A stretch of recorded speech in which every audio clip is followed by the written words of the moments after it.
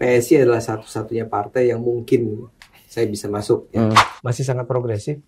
Saya bahkan memang saya itu diminta untuk menjadi salah seorang kader yang paling tajam bicara. Sistem ini membutuhkan orang-orang baik, ya. Karena sistemnya korup, sistemnya itu busuk. Mengubah sistem yang busuk, jawabannya adalah bongkar sistem, gulingkan gitu kan. Cuma ada satu kata lawan kan gitu ya. Dia nggak percaya sama sistem, dia ini anarko lah, harus diubah, dihancurkan, diganti sama orang-orang baru sama sekali. Saya tidak termasuk yang percaya begitu. Atau saya termasuk percaya bahwa perubahan bisa dilakukan dengan cara mempenetrasi, masuk, ya. Tapi memang nggak bisa, sebetulnya kasarnya nggak bisa cuma dari PSI, ya. Tapi jangan Anda membayangkan bahwa kondisi PSI adalah seperti partai-partai lain yang sangat hierarkis, yang sangat top down dan seterusnya. Enggak, ini betul-betul kumpulan dari, ini kalau pakai istilah saya, Vito, adalah LSM tapi jadi partai politik. Kelakuan itu kelakuan LSM sebetulnya orang-orangnya, ya.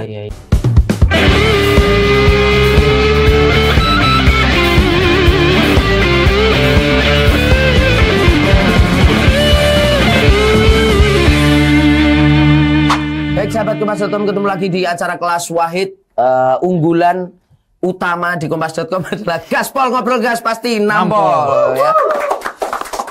Masih bersama dengan salah satu tokoh yang selalu membuat panas dingin perpolitikan tanah air, Bang Ade Armando. Siap. Seorang dosen, mantan dosen ya. Dosen itu melekat ya Bang, masalah pengajar pendidik itu ya.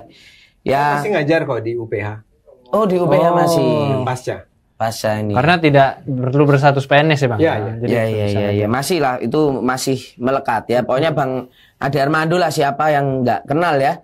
Sahabat Kompas.com pasti kenal semua. Dan kita akan membahas soal beberapa waktu lalu pilihan politik seorang Ade Armando yang kemarin kita lihat lebih banyak bicara di sosial media, YouTube dan lain sebagainya. Dan sekarang akhirnya memilih bergabung dengan salah satu partai politik.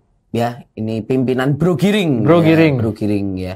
Ini kayaknya ketua umum paling muda ya, Bro Giring. Dan bersuara paling indah ya. Oh jelas ya, paling merdu ya. Paling merdu ya. Ini kartunya dulu Vito, tadi sudah. Ini karena sudah dibuka tanpa persetujuan ya. Langsung saja kita bahas soal PSI ini. Soal PSI. Nah, ini pertanyaan sebenarnya yang tadi saya pikirkan. Apakah seorang Ade Armando bergabung dengan PSI akan semakin baik atau justru malah akan turun gitu? Maksudnya apa yang kenapa Ade Armando yakin untuk bergabung dengan PSI yang isinya misalnya anak-anak yang lebih muda gitu? Kalau saya masuk ke PSI ya harapan saya PSI lebih baik lah. Saat dia semakin buruk kan nggak mungkin. Ya. Tapi kayaknya jaketnya kalau dipakai Bang Ade itu jaketnya kurang cocok ya gitu, terlalu sporty ya. Terlalu sporty. Harusnya pakai apa? Ya nanti mungkin Kak Grace nanti dibikinkan aja ya untuk Bang Ade Armando. Khusus ya. Khusus jas. Iya. Oh ya gitu ya. Mungkin ya karena saya diharapkan tampilannya lebih muda kali ya. Oke, anyway, ke pertanyaan itu. Pertama adalah bahwa menurut saya memang PSI adalah satu-satunya partai yang mungkin saya bisa masuk. Ya. Pertama-tama tentu saja karena partai lain juga barangkali nggak kepengen saya masuk ke dalamnya ya. Kedua adalah bahwa memang si PSI ini punya karakter dan visi misinya lah ya. Itu yang sejalan sama apa yang saya perjuangkan selama ini. Seperti saya katakan tadi, saya merasa bahwa sudah saatnya saya tidak lagi sekedar bicara dari luar. Ya. Sekarang adalah saatnya saya berusaha memperbaiki Indonesia dari dalam sistem. Ya. Tentu aja belum tentu saya bisa masuk DPR. Ya. Tapi untuk bisa masuk ke DPR, saya harus masuk partai politik tertentu. Kan? Dan itulah PSI. Tadi saya katakan Indonesia ini sebetulnya sangat hebat, negara yang sangat hebat, bisa mencapai kemajuan yang luar biasa di depan. Kita bandingkan sajalah misalnya dengan kayak Korea Selatan, bisa nggak kita sebesar Korea Selatan? Well, kalau saya sih termasuk orang yang percaya bisa, ya. mungkin nggak sebesar Korea Selatan, tapi menjadi sebuah negara superpower. Sekarang saja kita sudah tahu di Asia Tenggara, Indonesia sudah semakin lama semakin dihormati lah ya. Dan itu kan antara lain karena kemajuan kita dalam politik, ekonomi, sosial, budaya, dan seterusnya. Cuma itu juga nggak ada sebuah, itu nggak given, bukan sesuatu yang dengan sendirinya pasti terjadi. Ya, kita harus memperjuangkannya. Indonesia yang sudah, menurut saya, salah satu momentum terpenting adalah ketika Indonesia mulai dipimpin oleh Jokowi. Ya. Saya tidak ingin mengabaikan peran dari SBY, dari Megawati, Gus Dur, dan seterusnya. Tapi yang paling kalau ketemu momennya tuh, momen ahanya itu adalah ketika Jokowi naik jadi presiden ya. Kita dengan cepat melaju dengan cepat mencapai kemajuan-kemajuan yang sekarang sudah kita nikmati bersama ini. Tapi apakah ini akan terus bertahan? Kan saya bilang tadi, ini nggak given. Setiap saat ini bisa belok lagi, bisa kita cita-citanya mau jadi salah satu the best 10 besar negara di dunia, jangan-jangan kita drop lagi, malah kita konflik, malah kita korup lagi, kita segala macam. Jadi harus dijagain nih. Ya. Indonesia momentum ini nggak boleh kita lepaskan begitu aja. Nah caranya gimana? Saya memilih untuk bergabung ke DPR. Dan berjuang ke situ. Berjuang di DPR, dan saya berharap bukan saya aja yang masuk ke DPR. Jadi orang PSI itu dengan agak ini saya agak terharu mereka menyebut masuknya saya itu sebagai dengan tagline-nya orang baik masuk DPR. Artinya kan saya orang baik kan gitu ya. Tapi saya kepengen agar ketawa Bang. Bang Ade aja ragu sama dirinya sendiri baik. Ya kita gimana jawabnya? Nah, saya berharap bukan cuma orang baik saya aja yang maju. Saya berharap orang kayak Vito, kayak Tatang itu masuk juga ke DPR. Mungkin tidak sekarang tapi dalam 5 tahun lagi dan suatu seterusnya. Suatu saat nanti. Kenapa? Ya memang sistem ini membutuhkan orang-orang baik ya. Karena sistemnya korup, sistemnya itu busuk. Mengubah sistem yang busuk, nggak tahu kalau teman-temannya Vito jawabannya adalah bongkar sistem, gulingkan gitu kan. Cuma ada satu kata lawan kan gitu ya. Teman-temannya Vito nih ya. Dia nggak percaya sama sistem, dia ini anarko lah, harus diubah, dihancurkan, diganti sama orang-orang baru sama sekali. Saya tidak termasuk yang percaya begitu. Atau saya termasuk percaya bahwa perubahan bisa dilakukan dengan cara mempenetrasi, masuk ya. Tapi memang nggak bisa sebetulnya. Kasarnya nggak bisa cuma dari PSI, ya. Saya sih berharap si PDIP lah, si Golkar lah, si Demokrat lah, bikin mekanisme penjaringan caleg-caleg yang juga seperti dilakukan oleh PSI, yang akan menghasilkan orang-orang yang bersih, yang lurus, berintegritas, yang jujur ya, yang akhirnya mereka lah yang akan masuk ke DPR, ya. Kalau ada cukup banyak saja orang-orang, ya. Jadi nggak cuma anak-anak muda PSI, ada anak-anak muda dari berbagai partai politik lainnya gabung masuk ya, dan ada kerjasama antar partai ya untuk membangun sistem yang lebih baik. Saya sih percaya dalam waktu tidak lama kita akan melihat sebuah DPR yang luar biasa bersih, yang bersih ya. Tapi kan itu nggak realistis. Cita-cita semacam itu ya kayak mimpi aja. Karena itu mimpi yang lebih sederhana adalah masukin satu contoh partai yang bisa bersih, berintegritas, jujur ke dalam DPR. Sudah terjadi di DPRD dan sudah terlihat ada perubahan yang tercipta akibat akibat hadirnya anak-anak muda PSI. Nah, bayangkan kalau sekarang masuknya juga ke DPR, ke DPR pusat, ya, yang akan senantiasa mengganggu, menginterupsi, tidak lagi kualitas DPR-nya seperti yang kemarin bapak-bapak itu yang bilang bahwa ini mah tergantung ketua partai gitu kan. Nggak lagi semacam itu. Itu yang mana sih Bang? Siapa sih yang ngomong? Orangnya itu bernama. Bang, jadi Bang Ade nanti kalau udah misalnya masuk DPR, terus berbeda nih instruksinya sama Bro Giring, gimana Bang? Ya karena PSI kan nggak gitu tipenya. Oh nggak gitu. Memang itu dengan sejak sekarang saya bisa beda kok sama Giring kalau perlu ya. Kebetulan nggak ada aja. Artinya dalam berbagai percakapan itu saya melihat tuh betapa berkayanya PSI dengan pendapat-pendapat. Dan itu terjadi ya karena emang banyak orang pintar di sana, anak-anak muda yang pintar. Dan itu betapapun barangkali orang bisa meremehkan Giring. Giring tuh pemimpin yang sangat sangat demokratis, sangat menghargai pendapat orang dan mengatakan, well kalau itu pendapat Anda, ya udah gitu, ya be it gitu ya. Selama itu semua kan bisa dinilai karena dia diberlakukan dalam rapat terbuka kan, orang bisa dengar langsung, yang lain juga bisa dengar. Nah kalau orang-orang ini bisa masuk dan jangan bayangkan PS itu kayak hierarkis seperti di partai-partai lain. Ada ketua seperti satu nama. Erlangga Hartarto. Erlangga Hartarto oke lah ya. Tapi biar gimana? Agak ngerem ya. Agak ngerem. Kita spill yang koalisi pemerintah aja. Pendukung Pak Jokowi ya. Siap. Mungkin Golkar termasuk orang yang organisasi yang tidak center pada orang kan, tidak pada ketua umumnya gitu.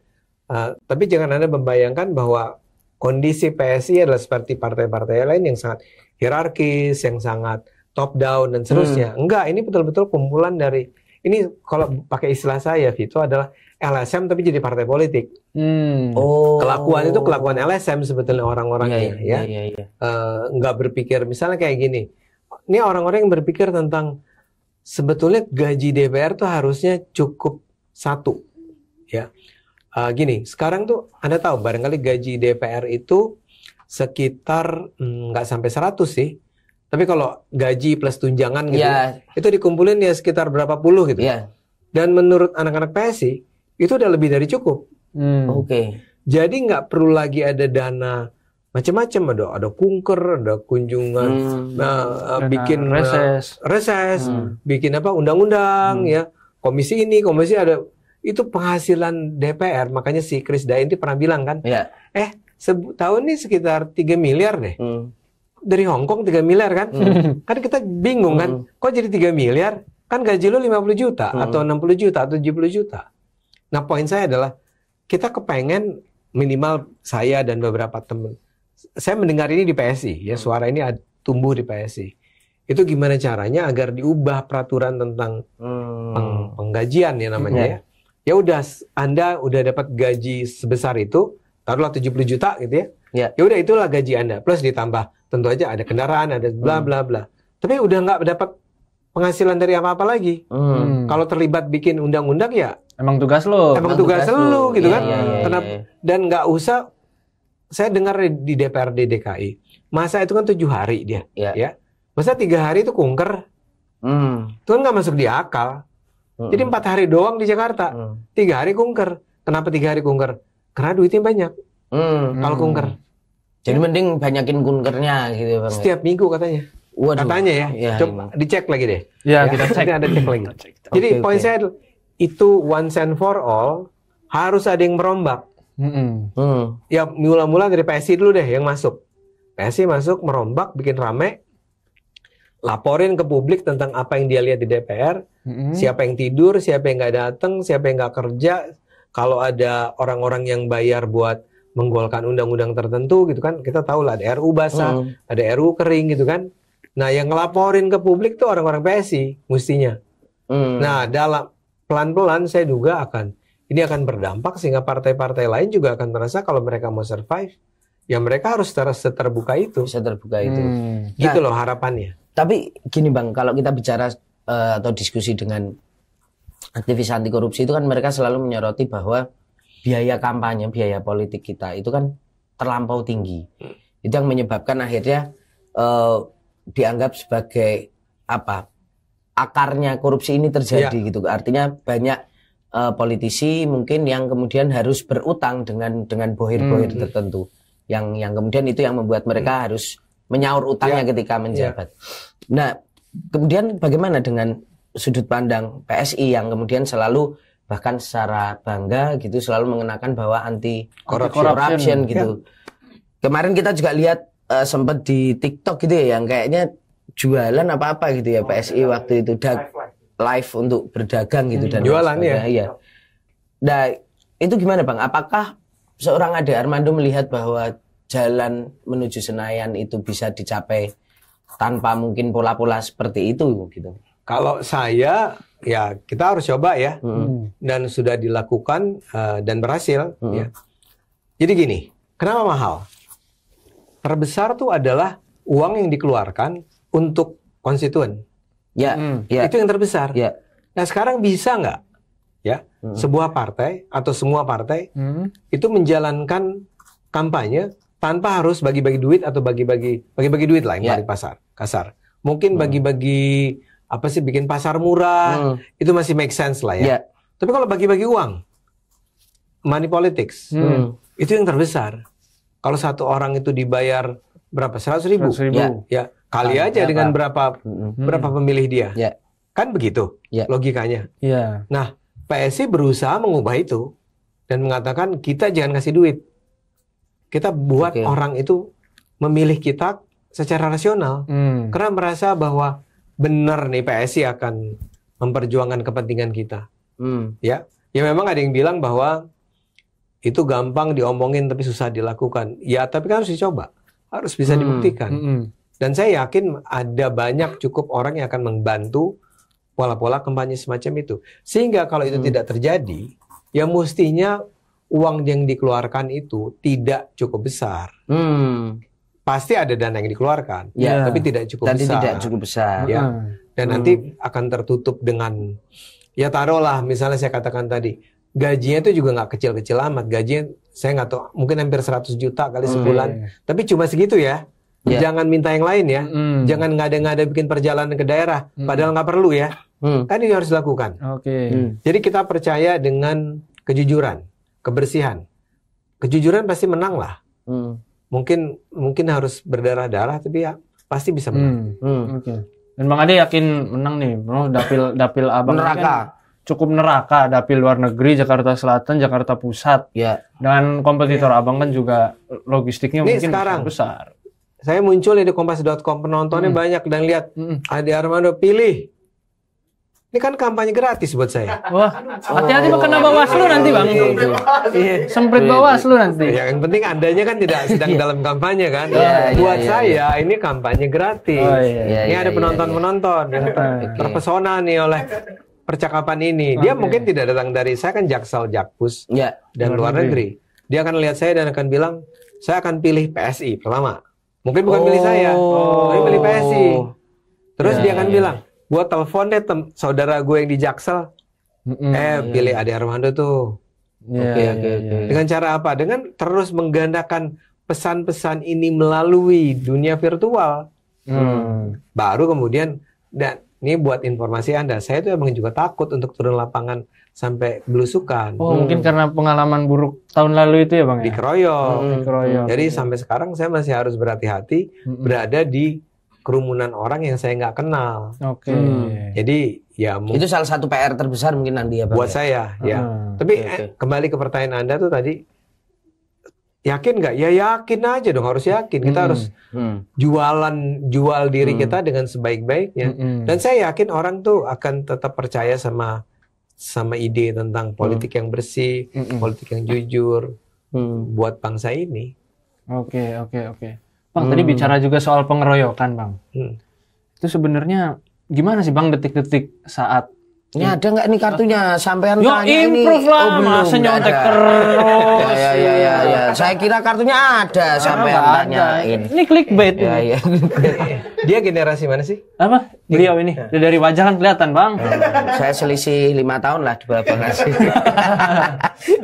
Nggak, itu menunjukkan perbedaan generasi. Iya. Pengeroyokan ya sih, soal pengeroyokan itu kan banyak yang bertanya-tanya, kok Bang Ade kok nggak sadar gitu. Ini kan demo soal penolakan Jokowi 3 periode. Otomatis demonstrannya meskipun mahasiswa, tapi kan banyak juga simpatisan demo itu yang kelompok oposisinya Pak Jokowi yang udah pasti oposisi juga sama Bang Ade kan. Apakah Bang Ade nggak sadar ada resiko itu? Kenapa Bang Ade ke situ juga? Pertanyaannya hari itu Bang. Tapi ini bagus ditanya karena saya harus meng-clearkan satu hal. Mahasiswa tidak mengeroyok saya ya. Itu harus diingat ya. Jadi jangan salahkan mahasiswa. Mahasiswa yang ketika itu walaupun mereka membenci saya, mereka tidak menyerang saya. Ya, itu pertama. Kedua, saya hadir di sana karena antara lain dalam rangka mendukung semangat mahasiswa yang menyatakan menolak Jokowi 3 periode kan. Jadi saya waktu itu standpointnya, saya bikin video sebelumnya yang mengatakan bahwa stop berpikir tentang Jokowi 3 periode. karena itu bertentangan sama kesepakatan kita selama ini. Ya. Jadi saya data ada di sana untuk melakukan rekaman. Ya, saya ingin membuat sebuah reportase mengenai demonstrasi penolakan Jokowi 3 periode. Dan ketika itu sebetulnya footage yang saya ambil tuh bagus. Itu tidak menggambarkan sebuah demonstrasi yang anarkis. Demonstrannya itu ya cukup tanda petik sopan gitu ya. Ngomong ya tentu ada orang ngomong di depan dan ada sih yang goyang-goyang. Biasalah. Semua juga tahu nggak bakal jatuh tuh pagar gitu kan. Cuman show aja kan. Ya. Dan saya mendukung, menyatakan. Tapi yang menyerang saya kan bukan mereka. Yang seperti barangkali Anda ketahui ketika saya ada di sana pada pukul 2 siang pertama kali ketika saya dikerubungi oleh wartawan, itu semacam kemudian menyebarlah semacam clue kepada para hater saya bahwa Ade Armando sekarang sedang berada di depan di depan gedung DPR. Jadi ketika serangan itu terjadi pada diri saya, dan Anda lihat siapa yang akhirnya dibawa ke pengadilan, tidak satu pun mahasiswa. Sebagian justru pengangguran, ya supir ojek, anak-anak SM muda lah, saya nggak tahu. Bukan mahasiswa, bukan orang kampus, dan ada yang tua juga ya. Jadi mereka itu adalah, saya percaya, digerakkan. Ada yang memerintahkan mereka, karena cara mereka memukuli saya itu menurut saya sangat sistematis. Jadi mereka menggerubungi saya. Jadi ini bukan pemukulan yang random gitu ya. Pemukulan yang baik. Ya mungkin bukan pemukulan yang kayaknya spontan gitu ya. Terus yang lain grouping gitu. Exactly. Karena gini, mereka tuh membarikade loh. Udah dibentuk. Puluhan orang itu langsung menutup sehingga tidak ada orang yang bisa menembus. Beberapa orang yang masih menaruh kasihan sama saya kan berusaha membantu, tapi nggak bisa menembus karena mereka itu membuat sebuah barikade. Polisi pun ketika itu menolong saya dengan cara harus mendobrak. Jadi kayak ada sebuah tim yang betul mendobrak dengan segala macam alat yang mereka miliki. Dan itu pun masih diserang oleh para pengeroyok saya. Jadi saya mau bilang bahwa jangan seolah-olah ini adalah para mahasiswa membenci saya. Enggak, mahasiswa tuh enggak begitu cara kelakuannya. Yang mengeroyok saya adalah bukan mahasiswa. Yang mengeroyok saya percaya adalah orang-orang yang memang diperintahkan untuk mengeroyok saya. Sebetulnya bahkan sampai mati barangkali. Cuman ya karena memang tidak desain, kan kejadian jam 2 saya diumumkan saya ada di depan DPR, sekitar jam 3 jam 4 kan ya. Sehingga mereka barangkali kalau waktunya lebih banyak barangkali mereka udah bawa alat tumpul namanya alat untuk memukuli saya.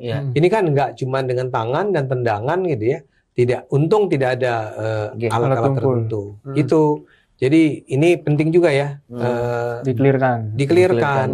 Mahasiswa jangan disalahkan, mahasiswa tidak bersalah sama sekali. Tapi sebagai seorang aktivis politik, Bang Ade mendapatkan satu informasi atau kayak mencurigai satu kelompok tertentu nggak yang berada di balik penyerangan ini? Nggak, saya nggak. Tentu aja kita bisa punya spekulasi ya, tapi saya nggak mau mencurigai siapapun. Ini cuman my hater saja. Karena buat hidup saya penuh dengan serangan ya. Kayak tadi kan dilarang jadi profesor di UI. Diajukan ke polisi lebih dari 10 kali saya diajukan ke polisi. Dan alhamdulillah polisi selalu bilang akhirnya di ujung-ujungnya selama meriksa. Dan saya selalu datang loh. Ada penyelidikan berjam-jam. Ditanya ini, ditanya itu. Sampai polisinya juga bosan gitu. Ngelihat saya tuh langsung nanya, Bapak apalagi sih masalahnya sekarang? Sampai begitu. Dan terus selalu di ujung mereka pelajari dan mereka bilang, nggak ada bukti cukup untuk melanjutkan perkara ini ya. Jadi ada itu, ada fitnah, ada pemalsuan tanda tangan. Jadi ada banyak sekali ekstrim ya pemukulan. Dan itu nggak pernah Bang Ade antisipasi atau sangka-sangka suatu hari akan dipukulin. Gitu. Siapa yang bisa membayangkan yang itu yang saya bilang. Kalau sekarang saya terpaksa kalau Anda tanya, Bang Ade masih berani nggak naik? Saya kan dulu selalu naik kereta tuh, gitu ya. Saya akan jawab nggak berani saya sekarang. Karena saya udah nggak. Ya bayangkan di depan DPR kan ruang yang sangat terbuka. Di situ ada polisi pula dan mereka mengeroyok saya di situ. Siapa yang pernah bisa membayangkan begitu terjadi? Nggak ada kan? Saya nggak. Jadi ya ini pelajaran pahit juga buat saya ya. Saya ternyata dibenci banyak orang. Nah Bang, ini kan kemarin kan PSI itu kan cukup menjadi sorotan karena banyak tokoh-tokohnya yang hengkang lah ada yang bergabung ke partai lain, ada yang ya pokoknya keluar aja gitu. Dan kemudian sempat juga disinggung-singgung lah di sosial media, ada salah satu komika menyatakan bahwa apa yang kelihatannya kosong kelihatannya isi tapi kosong misalnya gitu. Manis di luar ternyata kosong apalah gitu. Panji gitu. Terus kemudian juga banyak diskursus bahwa kok kayaknya seolah-olah PSI hanya hidup dengan mengkritik Anies, tapi tidak terlihat apa program-programnya yang memang merepresentasikan anak muda gitu. Dan kemudian seorang Ade Armando masuk. Yang pertama adalah kenapa PSI kemudian yang justru banyak ditinggalkan oleh kadernya, kemudian Bang Ade Armando masuk di situ. Apa perbedaannya gitu dengan PSI nanti di 2024 dan di 2019 lalu, di mana di 2019 nggak lolos ke Senayan gitu. Saya tentu aja nggak bisa menilai kenapa orang keluar kan, ya. Cuma kalau menurut saya, kalau orang itu memang sungguh-sungguh ingin berjuang buat Indonesia yang bersih dan bersih dari korupsi, yang berintegritas, yang lurus dan maju, bervisi dan misi ke depan, ya mestinya sih mereka nggak keluar ya. Ya mungkin mereka punya tawaran lebih menarik, kita nggak tahu kan. Mungkin mereka dibayar, ya. Saya tidak negatif ya mengatakan bahwa orang dibayar itu jadi salah. Tapi kan mungkin karena itu. Ya.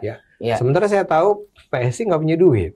Jadi kalau misalnya ada tawaran yang menggiurkan gitu dari partai lain, saya ngerti juga sih kalau ada orang-orang yang barangkali capek juga lah ya, udah bertahun-tahun kali ya berada di PSI, kemudian memilih keluar. Tapi saya tidak punya anggapan negatif terhadap apa yang mereka lakukan. Saya cuma mengkritik sejumlah orang yang keluar itu dan kemudian setelah keluar dia menjelek-jelekan PSI.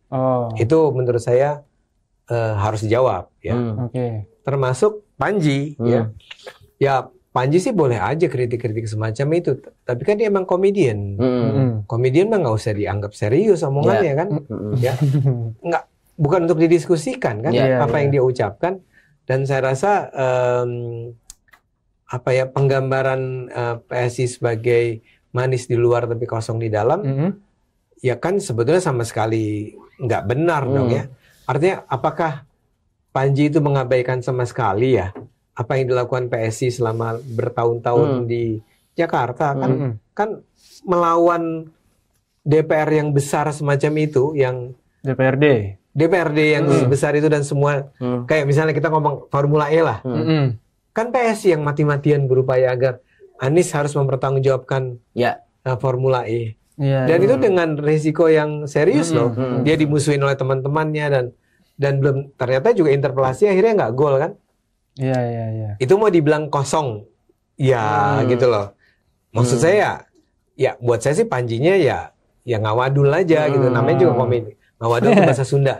Artinya ya lu ngebohong lo, ngebual aja. Tapi dia komedian, dia hidup dari melucu kan. So dia harus ngelucu dong. Dia nggak bisa ngelucu ngeledekin PDIP, dia nggak bisa ngeledekin yang lain kan. Jadi yang paling gampang kan yang paling lemah di antara itu semua, yang paling kecil kan PSI. Jadi Panji ngeledekin PSI itu lebih karena dia tahu lah PSI nggak bakal bisa ngelawan kan. Jadi stereotype, stigma negatif tentang PSI menurut saya lebih banyak memang dibuat oleh kayak tadi. Kenapa terus menyerang Anies? Ya karena Anies adalah gubernur Jakarta dan PSI itu adanya di DPRD DKI Jakarta. Yang seharusnya ditanya adalah kenapa sih partai-partai lain nggak nyerang Anies ya? Kok aman-aman aja ketika interpelasi nggak mau interpelasi? Kan harus tanya yang lain dong. Jangan nanya kenapa PSI-nya yang mengkritik Anies. Aniesnya layak dikritik nggak? Menurut saya sih layak ya. Ya misalnya kita ngomong tentang taruh tadi kan Formula E atau lem Aika Ibon itu kan harus ada yang ngomong dong. PSI melakukannya. Masa setelah PSI melakukannya terus PSI yang dibilang bolong gitu kan, kosong dan seterusnya. Jadi saya sih justru masuk karena saya terpukau dengan PSI. Jadi kebalikan. Jadi orang yang keluar saya nggak tahu kenapa mereka keluar. Tapi saya nggak melihat apa yang mereka lihat. Saya melihat ini adalah Partai Harapan. Bang, tapi PSI masih partai anak muda nggak sih, Bang? Sebetulnya kalau lihat ke dalamnya sih gayanya gaya anak muda sih. Oh, gayanya. Semangatnya sebagian besar orangnya juga masih caleg-calegnya anak muda. Cuman saya rasa PSI sekarang sudah lebih terbuka untuk mengakui bahwa nggak ada gunanya untuk terus bertahan hanya dengan keanak mudaannya. Ya, makanya kolaborasi dengan saya kan, kolaps kan jadinya. Nah, ya alhamdulillah mereka terima. Coba kalau gue ditolak, saya ditolak karena udah tua. Kan sedih juga kita ya. Iya. Siap. Tapi abang melihat PSI masih PSI yang digadang-gadang partai progresif, bang. Kan PSI sekarang dalam berita-berita koalisi ini kan membuka pintu ke Golkar, ke yang mana adalah partai-partai yang menurut abang mungkin partai-partai yang pasti akan mendukung status quo gitu. Dan beberapa kader yang masuk PSI kan juga misalnya Pak Andi Picunang dari Berkarya itu kan juga, ya kita tahu partai Berkarya kan dulu pecahan dari Golkar gitu bang. Itu apa PSI yang masih PSI yang akan mencoba progresif dengan keadaan kayak gitu bang? Ya, saya hanya bisa menilai berdasarkan kehadiran saya masih sebentar ya, hadir dalam berbagai rapatnya, mendengar pernyataan-pernyataan bro ketumnya kan, atau pembina dan seterusnya, masih sangat progresif. Saya bahkan memang saya itu diminta untuk menjadi salah seorang kader yang paling tajam bicara. Memang itu harapan terhadap saya. Jadi kalau dikatakan PSI sudah tidak progresif, kok saya disuruh justru tajam, terus tajam menjalankan seperti apa yang saya lakukan selama ini. Nggak ada yang bilang direm ya Bang Ade gitu. Nggak ada tuh. Iya. Tapi Bang Ade sendiri udah penyebutan bro and sis-nya udah terbiasa belum ini Bang Ade sendiri? Udah bro. Oke. Di PSI itu beneran pakai brosis bang kalau ketemu brosis. Iya di rapat. Mana emang begitu di sana? Siapa tahu gimmick ya? Bro Ade gitu ya. Gitu. Oh Bang Ade juga dipanggil Bro Ade gitu sama yang sensi. Walaupun yang yang anak-anak muda yang dulu kenal saya kan nggak enak tuh. Dia bilang Bang, kalau Bang Ade saya nyebutnya Bang Ade aja ya, nggak Bro Ade ya. Mungkin karena saya dianggap terlalu tua, jadi Iya. Matang mungkin bang. Kalau matang ya. Iya. Siap. Berarti Bang Ade Armando ini berarti sekarang adalah kader PSI paling bangkotan berarti. Ada yang lebih tua ya. Ada bang. Ada ya bang ya. Yang orang berkarya enggak ya? Enggak ya. Nggak tahu kan abang yang punya partai ya. Punya. Oh iya. Masuk anggota kan baru beberapa hari. Iya. Saya rasa ada, tapi termasuk yang paling tua at least. Oke. Kalau bukan yang paling tua ya. Saya lagi mikir-mikir ada nggak yang lebih tua ya? Kayak nggak ada deh bang. Iya ya. Itu yang berkarya itu mungkin. Ya makanya saya lagi nggak berkarya lebih muda kok. Oke, saya nggak tahu tempatnya. Anggap iya aja dulu ya bang. Anggap iya dulu. Anggap iya aja. Iya, big bro. Siap. Oke, lanjutkan ke 2 kartu berikutnya, Bang Ade. Oke. Buzzer. Ya. Main course-nya nih abang ya. Main course ya. Bang Ade, banyak yang bertanya soal sikap Bang Ade dari 2014, kemudian 2017, 2019. Said selalu sebagai apa? Pembela Pak Jokowi. Yeay. Itu apakah itu organik? Genuine. Ya gitu. Atau seorang Ade Armando dibayar untuk menjadi buzzer gitu? Itu mungkin bisa dijawab. Kalau saya dibayar, pasti mereka nggak sanggup bayar saya.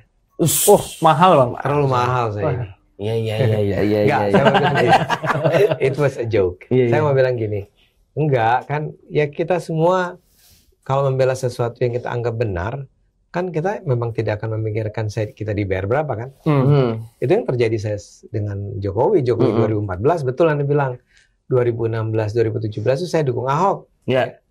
Kemudian 2019 saya dukung lagi Jokowi. Jadi itu semua sukarela, bersih. Nggak pernah ada dibayar saya sedikit pun oleh mereka, itu nggak ada, oleh pemerintah, oleh rezim atau oleh kubu Jokowi, PDIP dan seterusnya. Ya enggak lah, kan ada banyak jutaan orang jadi relawan. Iya. Bahwa saya kebetulan terkenal, waduh, kan bedanya di situ aja kan. Barangkali karena saya mainnya di medsos dan ternyata banyak yang suka sama gaya saya berkomunikasi, sehingga orang jadi follower, orang like, orang mengundang saya ngomong di sana, di sini, di sana, sini, ngomong jadi pendukung Jokowi juga apa dibayar? Iya. Ada kali ya, tapi hampir nggak pernah lah saya dibayar untuk itu semua. Oke. Cuman ini kan harus diciptakan. Itu kan istilah buzzer kepada saya itu diciptakan oleh saya rasa kubu lawannya Jokowi. Ya. Karena mereka tuh nggak bisa terima bahwa ada orang sengotot saya, padahal saya tuh genuine, sukarela. Pas mereka tuh pasti berpikir, kalau dulu komisaris Fit, dia berharap, dia membayangkan setelah saya sukses mengantar Jokowi menang, saya dapat jabatan dong. Enggak. Pernah nggak saya ditawarin jabatan? Pernah. Saya terima? Enggak. Jabatan apa, Bang? Ya boleh lah, spill dikit, Bang. Dikit lah, Bang. Udah lama juga kan. Sama murid diri ya. Murid diri. Dia salah seorang pimpinan di kementerian lah. Bukan menteri. Oke. Tapi BUMN? BUMN ada satu. Wamen tapi Bang, enggak? Wamen nggak pernah. Oke. Ya. Tapi salah satu kementerian. Salah satu kementerian. Mau Bang Ade ini ya jadi ini disebutlah sebuah jabatan. Enggak saya bilang. Karena saya dosen saya bilang. Maksud saya itu aktivis. Kalau saya bekerja di bawah, begitu saya menduduki posisi itu, pasti saya udah nggak bisa ngomong lah. Ya. Iya nggak? Akan apa tersandra dalam tanda kutip ya, tersandra dong. Kepentingan yang harus diakomodir. Dan kita tahu bahwa di pemerintah pasti ada banyak persoalan kan. Saya nggak mengkritik kementerian di mana saya berada, tapi kan saya harus mengkritik kementerian yang lain kan? Iya. Ya. Dan itu jadi nggak bisa kalau nggak bisa dong, capek hidup kita. Ya. Nah Bang. Jadi jangan pernah bayangkan saya ini adalah buzzer yang dibayar oleh kementerian, oleh presiden, oleh siapapun. Mending ngobrol aja di Cokro TV tetap ya Bang. Exactly. Tapi kan Cokro TV kan membangunnya kan juga butuh itu Bang. Butuh uang, butuh membayar gajinya, karyawannya. Itu saya belajar dari kehidupan ini bahwa ada orang-orang baik.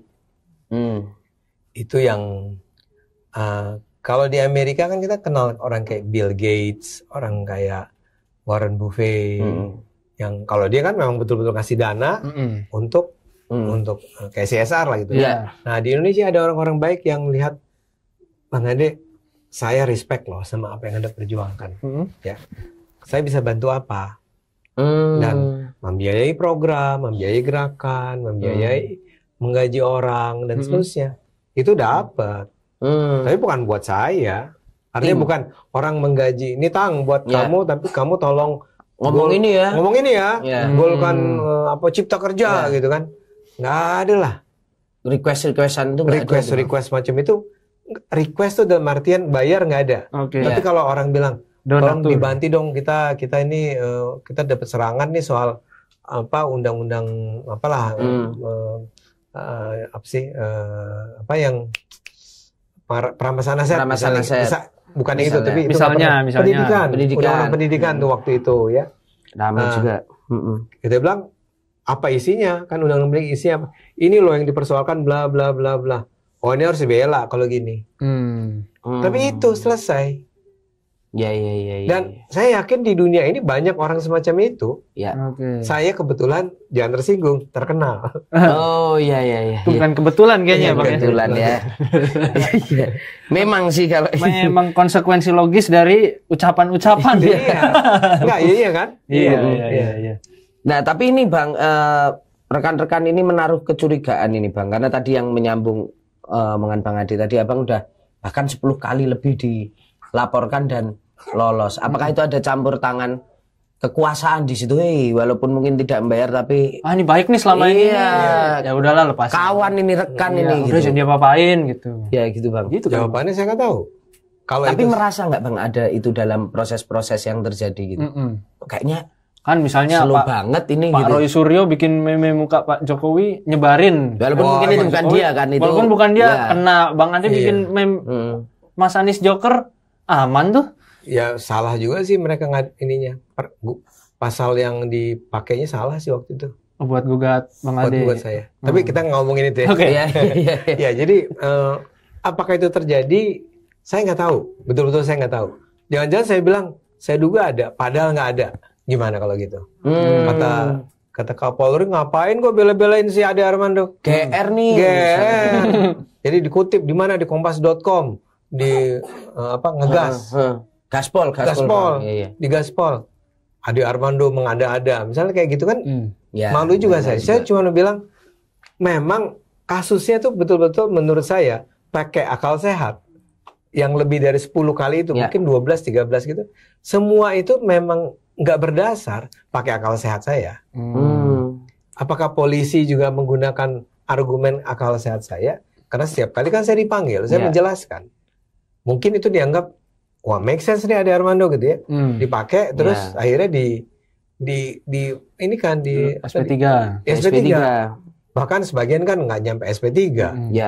Memang di awal pas ditanya, udah kasusnya dibilang, enggak nih. Ada gitu Bang, dipanggil pemeriksaan? Iya sih, nanti polisi langsung bilang, iya saya juga merasa bahwa ini sebenarnya mengada-ada gitu loh. Ya apakah polisi berhak ngomong gitu saya nggak tahu ya. Cuma poin saya adalah orang juga capek lihat datang lagi. Aduh, gitu. Apalagi lagi gitu kan. Bapak dan sampai bilang tuh, ya Bapak ya kalau ngomong di medsos tuh ya hati-hati Pak. Udah jadi himbauan ya. Himbauan. Tapi nggak pernah dilarang juga. Mungkin polisi capek juga kan. Nggak bisa ngelarang juga. Nama Anda siapa? Ulang lagi pertanyaan. Nama Anda siapa? Lahir di mana nih? Padahal udah sobi ya Bang ya. Penyidiknya udah sobi ya. Kan berkasnya ada ya. Kenapa nggak kopas aja ya Bang? Berkas. Kopas itu. Oh enggak, mereka nggak gitu, nggak main kopas. Ulang, betul diulang. Oke Pak, nama Bapak Ade Armando, gelar, di mana sekarang, di mana rumahnya, ulang, berjam-jam tuh kan begitu. Polisi capek, Bang Ade capek juga. Mungkin dia juga nggak dapet duit kan dari situ. Saya nggak tahu. Next card aja. Next card lah, langsung dibuka aja Bang ya. Politik wah ini udah ini tadi nih. Tapi pasti nggak apa-apa, ini ada host kita kaya pertanyaan. Bang Ade, ini soal politik identitas. Banyak yang sudah mewanti-wanti, bahkan Presiden Jokowi dan juga banyak ketua umum parpol mengatakan bahwa sebenarnya apapun yang mereka lakukan hari ini, muter dan lain sebagainya adalah untuk meminimalisir terjadinya polarisasi. Dalam sudut pandang seorang Ade Armando 2024 ini situasinya apakah akan sebrutal 2017 Pilgub ataupun 2019 situasinya? Yang 2017 kembali kan saya ingatkan. Mungkin Anies itu tidak pernah sekalipun mengeluarkan kalimat rasis. Tidak pernah sekalipun. Tapi kan timnya tahu supaya bisa menang. Ya gunakanlah agama, gunakanlah ras. Tapi Bang dilihat dari track record kan artinya ada kesamaan ya antara katakanlah menurut Bang Adi tadi Pak Prabowo dan Pak Anies. Mereka berdua sendiri tidak pernah secara langsung menggunakan politik identitas, tapi bahwa tim-tim di sekelilingnya untuk kepentingan politik elektoral menggunakan itu dan tidak dilarang juga ternyata sama yang bersangkutan. Artinya Pak Prabowo kan nanti 2024 berpeluang besar maju juga. Mengapa yang dipersalahkan hanya Pak Anies gitu? Padahal keduanya memang punya track record yang sejenis ibaratnya menurut Bang Adi. Karena buat Anies hanya identitaslah yang akan bisa memenangkan dia. Hanya identitas, dia tidak punya track record achievement apa-apa, keberhasilan apa-apa, siapa dia kita nggak tahu, ya. Jadi cara menarik hati para pendukungnya itu apa? Pencapaian dia kan nggak ada. Bahkan kalau orang udah memperhitungkan kalau akhirnya cuma 2 yang bertarung, hampir sangat mungkin Anies yang menang. Tapi apa basisnya? Pasti agama. Orang yang loyal terhadap Anies hampir pasti alasannya agama, bukan yang lain. Nah, ketika misalnya katakanlah Anies Baswedan maju, apa yang mesti masukan seorang Ade Armando gitu untuk bahkan mungkin partai-partai pengusungnya ataupun juga oleh seorang Anies Baswedan saya akan sendiri. tidak berhenti mengingatkan seperti dulu saya katakan sama para pendukung Anies, ya, kubu Anies, jangan pernah biarkan politik identitas itu menjadi tema utama dari kampanye kalian. Nah, jadi kembali ke tadi, kalau sampai maju, saya akan bilang sama semua partai yang lain tuh, yang mendukung dia, please stop, jangan gunakan ini.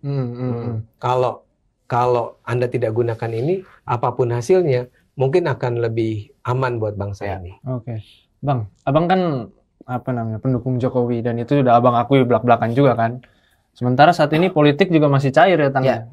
Pak Jokowi disebut pernah mengendorse Ganjar, terus nanti mengendorse Prabowo gitu. Kalau misalnya nanti Pak Jokowi ternyata mendukung Anies, ini kita berspekulasi aja gitu. Gimana sih Bang Ade, Bang? Saya nggak usah ditanya gitu karena saya yakin nggak akan terjadi. Nggak mungkin Jokowi memilih Anies. Nggak akan terjadi itu. Karena kan 2019 kita juga tidak pernah membayangkan Pak Prabowo ada di kabinetnya Pak Jokowi, ternyata terjadi. Kan di bawah kendali Jokowi kan. Itu kan teori gimana dia mengabsorb kelompok-kelompok di sekitarnya untuk berada di bawah sayap dia kan. Itu kan lain sekali kasusnya dengan kalau sekarang Jokowi mendukung Anies misalnya. Anies yang jadi presiden kan. Jokowi jadi apa? Jadi kingmaker. Ya, misalnya. Anies apa peduli sama kingmaker? Wong Anies sekarang aja bisa mengabaikan Prabowo ketika dia mengambil langkah dengan Surya Paloh yang bikin marah Prabowo loh. Oh dia nggak kulo nuwun, nggak ngomong sama Gerindra, nggak pamitan. Gitu. Dia itu tipe orang yang nggak akan peduli sama. Oh kemarin kamu dukung saya ya? Ya maaf itu kan kemarin. Sekarang sih saya udah sendiri nih. Jadi kembali ke tadi itu pertanyaannya. Apakah Jokowi mungkin mendukung Anies atau apakah yang akan saya lakukan kalau Jokowi mendukung Anies?